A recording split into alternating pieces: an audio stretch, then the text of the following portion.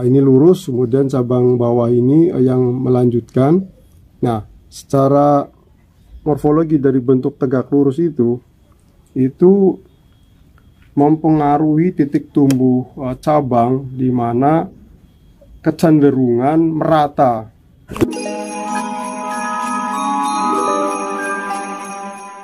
Kemudian yang terpenting di sini adalah menyusun cabang. Ya, dalam hal menyusun cabang, kenapa ini bisa posisi begini dan begini? Nah, sebenarnya kuncinya itu pada liukan batang utama, atau ini cabang pertama ya. Ini disebut cabang pertama. Ini di sini tidak flat begitu saja, lurus, tapi di sini ada lekukan ya, ada lekuk ke sini. Nah, ini kan arahnya dari sini meliuk ke sini, kemudian ke sini. Nah, ini gerak seperti ini memberi dimensi ya, memberi ruang. Nah, jadi ada ruang itu, dimensi itu fungsinya apa? Di sana ada sebuah kedalaman ya. Jadi sudut pandang kita terarah pada perspektif ya. Ada sudut pandang kedalaman. Nah, di situ menjadikan pohon ini tidak tampak flat. Coba lihat nanti sedikit gambarannya. Nah, seperti ini. Ini ada ruang ke sini. Ruangnya ini diimbangin oleh ini, cabang ini. Jadi ini kalau ini ke sini ya, ini sangat flat. Ini ada ruang ke sini, balik, dan kemudian ini, makanya tadi saya manfaatkan ini sebagai yang tadinya muka, kemudian ini saya jadikan background, dan juga bagian posisi ini ya. Ya, ini nanti akan saya teruskan. Ini untuk tajuknya. Oke, saya akan wearing sekalian ya.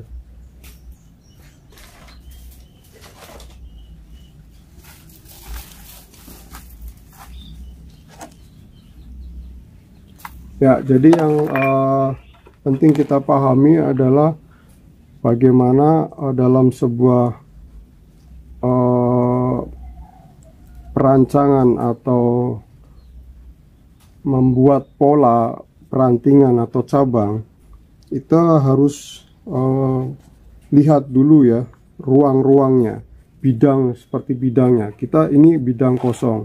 Nah, bidang ini sebagaimana mestinya kita harus mengisi, itu kita harus paham. Apakah ini condong ke depan atau ke belakang?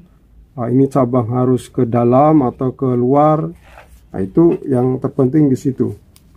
Ya, tapi mudah-mudahan dengan tayangan-tayangan yang WK Art sajikan, perlahan-lahan teman-teman bisa sedikit memahami ya.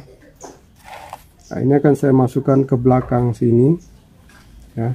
Tujuannya apa? Supaya ini memberi keseimbangan, ada aksen ke belakang supaya tidak semuanya bertumpu pada bagian depan sini ya. Karena apa? Di sini alasannya secara bentuk, secara morfologi asalnya ini pohon formal ya. Ini lurus, kemudian cabang bawah ini yang melanjutkan. Nah, secara morfologi dari bentuk tegak lurus itu mempengaruhi titik tumbuh cabang, di mana kecenderungan merata ya. Jadi ketika akar ini tumbuh seperti normal, seperti biasa di lahan yang empuk ya, tidak ada kendala batu apapun, kemudian tumbuh tegak lurus, dipengaruhi oleh faktor iklim. Iklim di sini ya termasuk pengaruh besar dari matahari ya, bisa dari segi proses fotosintesisnya, juga proses ada pemuaian batang, di mana batang ini dia memuai, dia mengikuti ke atas, dan juga itu menjadi sebuah daya tarik gravitasi ya.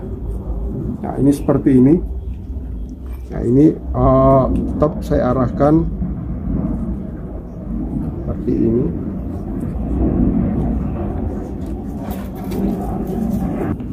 Ini langsung saya satu kawat ini saya wiring langsung dengan bagian belakangnya ya.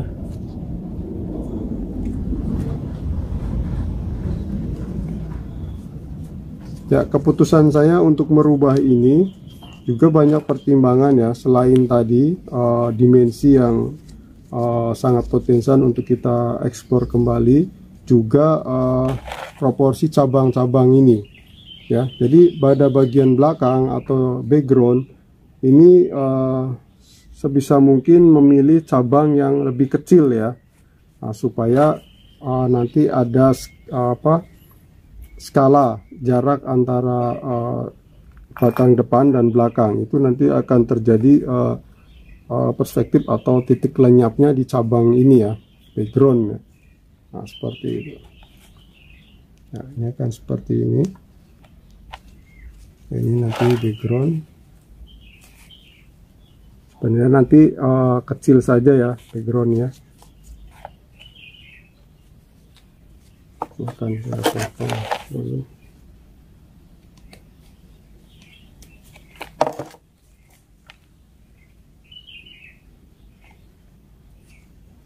Nah, ini juga kita arahkan ke sini.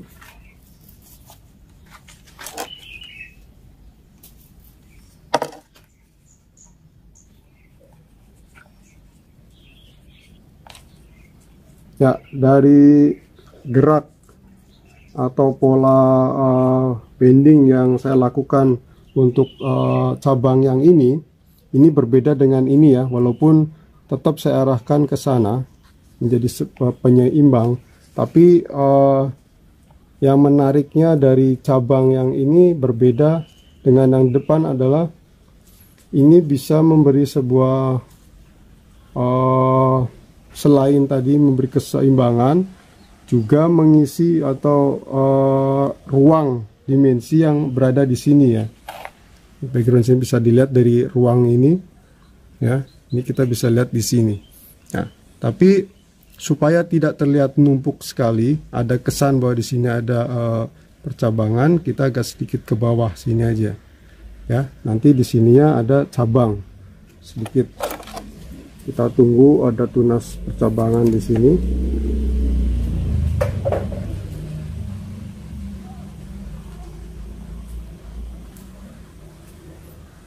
Oke. Nah, ini seperti ini.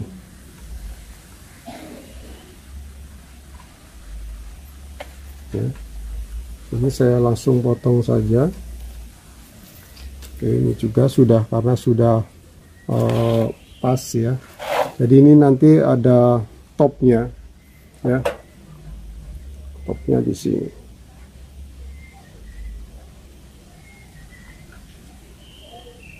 Kita bisa nanti ini buat cabang. Saya akan potong ininya. Ya. Kurang lebih seperti ini. Ya, karena ini media ini belum menggunakan bekas soil, masih dengan media tahapan yang kedua ya. Jadi istilahnya semi di sini saya maksudnya memprogram akar serabut ya, dan juga pengelosan. Tapi di sini saya akan mulai pengelosan, memfokuskan cabang ranting ya, dimana supaya tidak over ya pembesarannya. Jadi saya gunakan mekasoil ya. Nah, ini karena sudah masuk tahap cabang, anak cabang, bahkan ini ada sebagian ranting ya. Makanya kalau nanti tahapan medianya masih dengan menggunakan ini, nanti tidak rapat ya, kematangan rantingnya itu tidak ada. Jadi ini saya bongkar, hanya ganti media saja ya.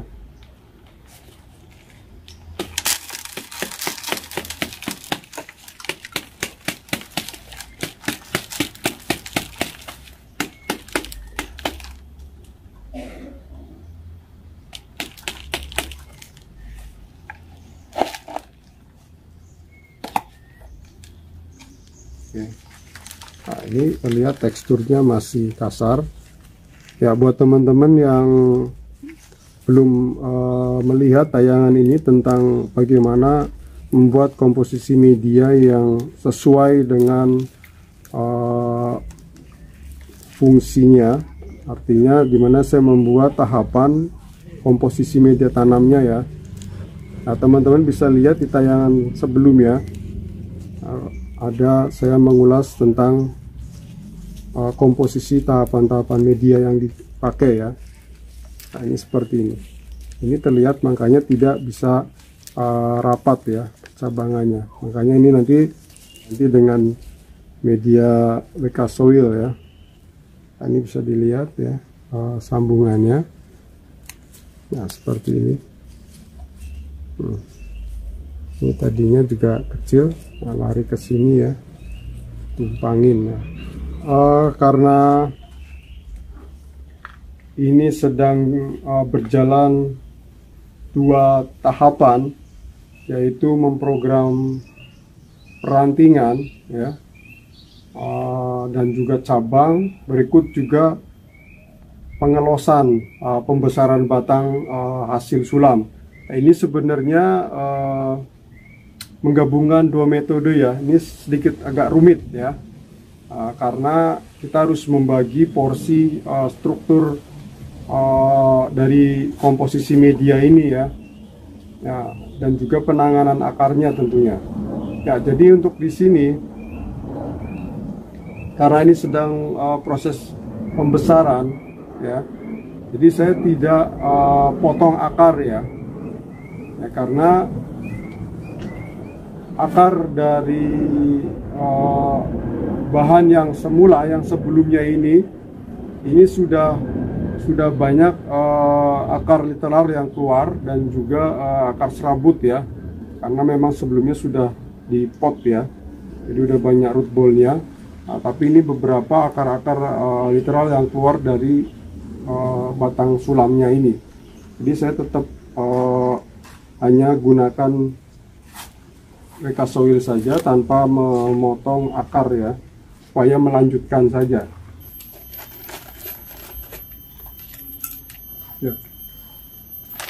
Ya, ini nanti saya ganti dengan WK Soil ya. Ya, WK Soil ini saya gunakan selalu pada programan akhir ya, atau bisa menjadi media untuk bonsai yang sudah tahap di atas 70% dan seterusnya sudah cukup dengan sini aja ya. Ya, ini karena tidak ada proses pemotongan, jadi nanti proses pemberian toya kungkum saya langsung disiram saja ya, langsung, karena di media WK Soil ini juga mampu menyimpan kadar airnya lebih bagus ya. Ini proses sulam medianya ini agak harus teliti ya, harus masuk ya.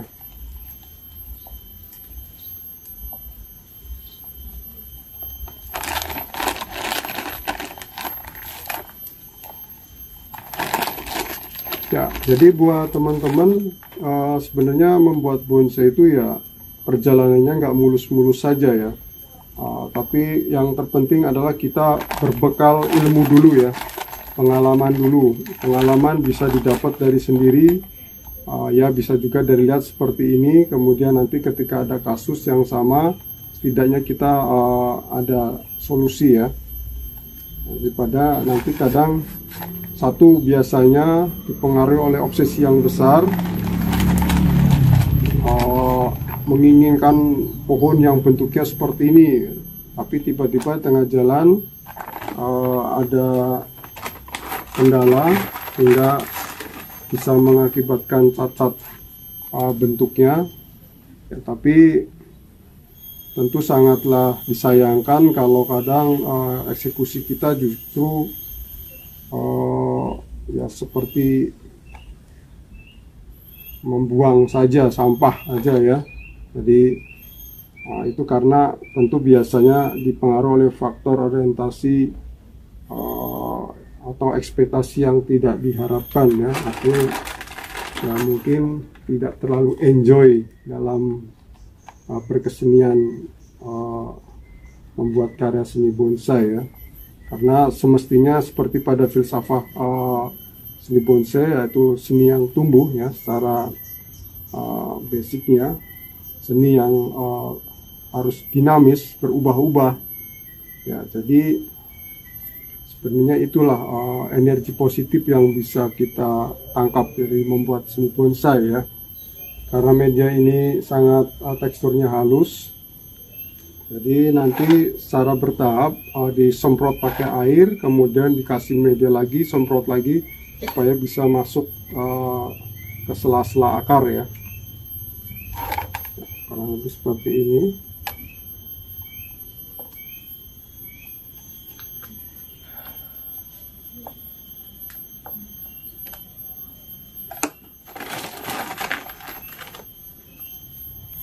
Ya, sekali lagi yang ingin saya sampaikan, ya anggap saja ini mungkin menjadi motivasi atau spirit kita membuat merawat bonsai atau membuat karya seni bonsai, dimana yang terpenting adalah bukan bagaimana atau